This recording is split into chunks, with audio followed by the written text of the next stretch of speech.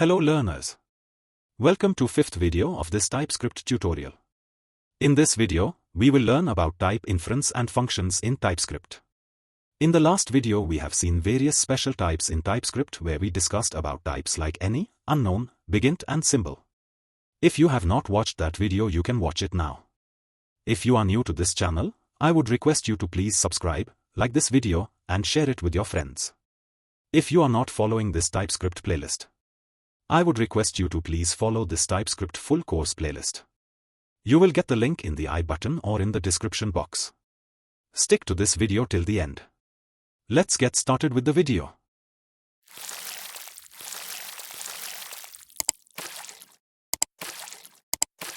Starting with the concept of type inference. TypeScript automatically figures out the type of a variable, even if you didn't tell it. This behavior of TypeScript is called type inference. But how? Let's understand with an example. In this example we have taken a variable, channel, in which we have not specified its type, but TypeScript is smart enough and it has automatically categorized this variable as string by looking at its value.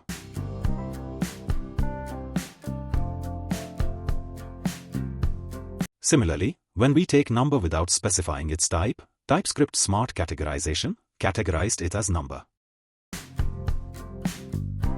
Let's try this with big int data type. A quick alert for you. However, TypeScript has ability of type inference. It is always recommended to explicitly define the data type of any variable to avoid errors. Now, let's learn functions in TypeScript. Same as JavaScript, a function is a block of code that performs a task. In TypeScript, you can define functions just like JavaScript, but with type safety. Let's see some coding demonstrations.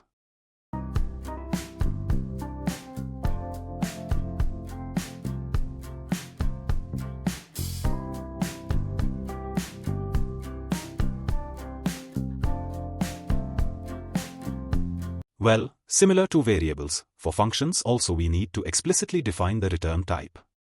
In this case it is not returning something, so the return type is void.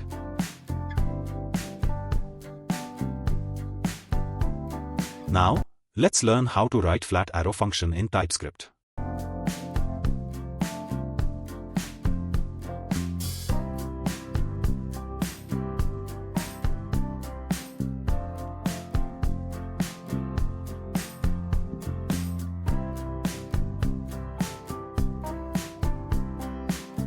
Here is how you can write function for return type string without passing any parameter versus with passing a parameter to the function.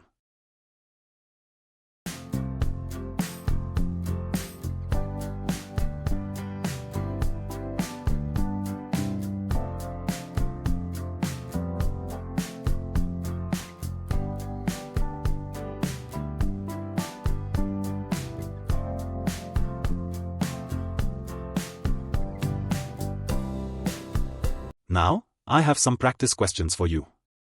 Pause the video and solve it. You can also comment down the solution. In this question, you have to pass two numbers as parameters and return the sum of it.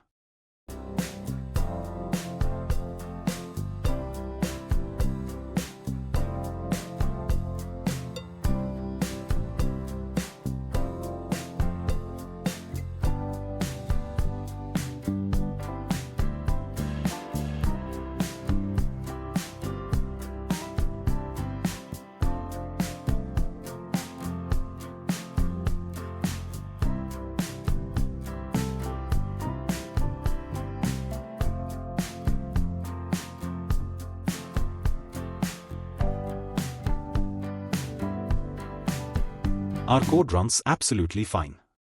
Let's jump on to the next question. Again pause the video and try to solve it.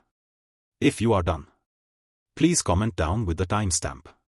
In this question we have to return boolean value true when the parameter number is even and false when it is odd.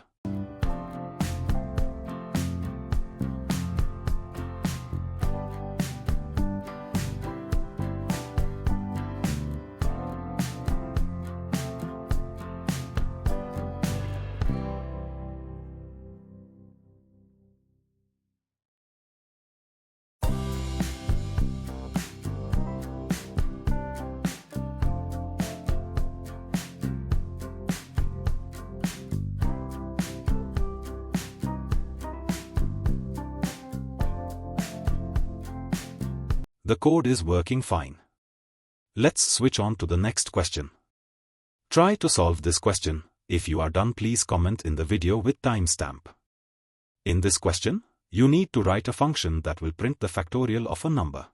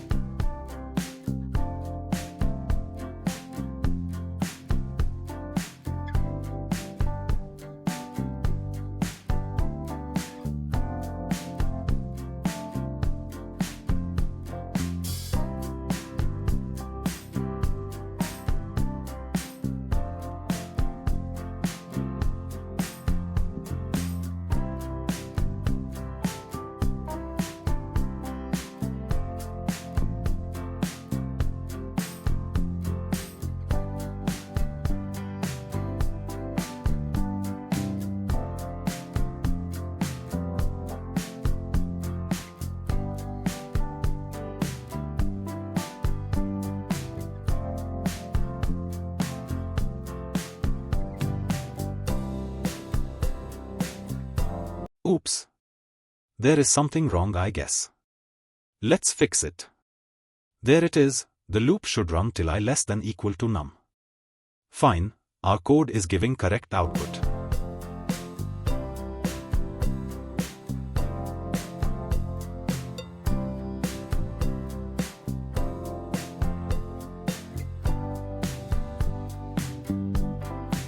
Now, let's see how we write default parameter and optional parameter in the functions.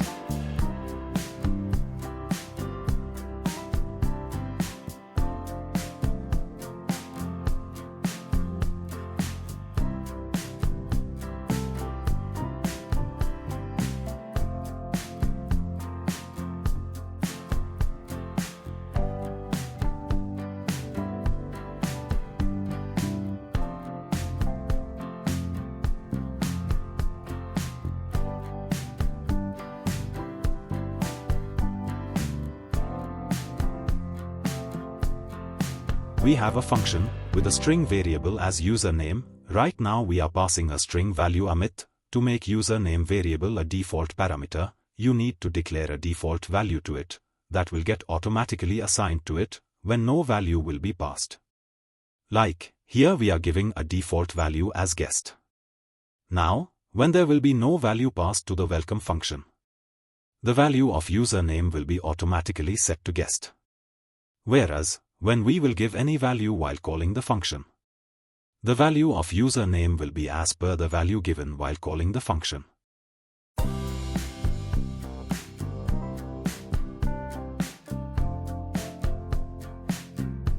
Next, we have optional parameter.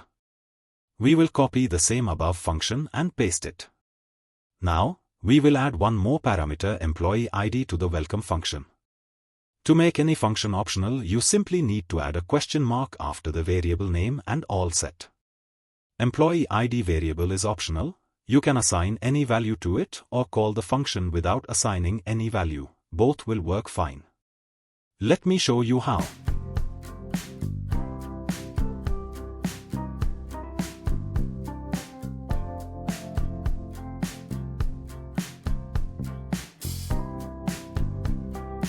Here, we are calling welcome function twice, one without giving the value of employee ID while other giving the value of employee ID.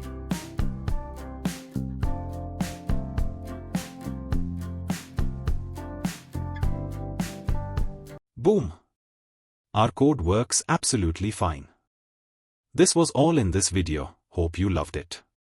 If you like this channel, help us grow, like this video, subscribe to this channel and share this video with your friends.